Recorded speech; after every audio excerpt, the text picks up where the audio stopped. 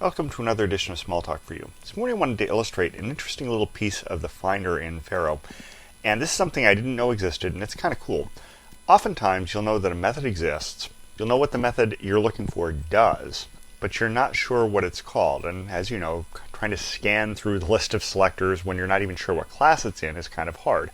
You know that some method that does something exists in string or object or somewhere, and you're just not sure where to look.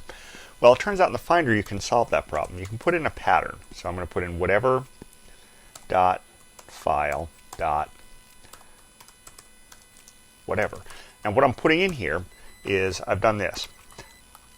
I've put in Finder UI method finder explanation, type a fragment of a selector in the top pane, or use an example, receiver, args, and answer with periods between the items. So here I have receiver, args, and answer. So I want to come up with this. From this thing here, I want to come up with that.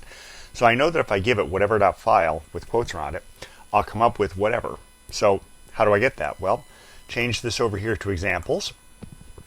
And it tells me there's a method called without period suffix, which I can now expand all and find out, well, there it is in string, and there's my method. So I can then come over, open, say, another workspace. Let's bring this out. And we'll put it in there. Without period tab. And let's try that out. And sure enough, it gives me whatever. So I put in my example. It tells me the method. How cool is that? I didn't know what the method was, didn't know where it was organized in the system, but I knew what it did, so I was able to put this in.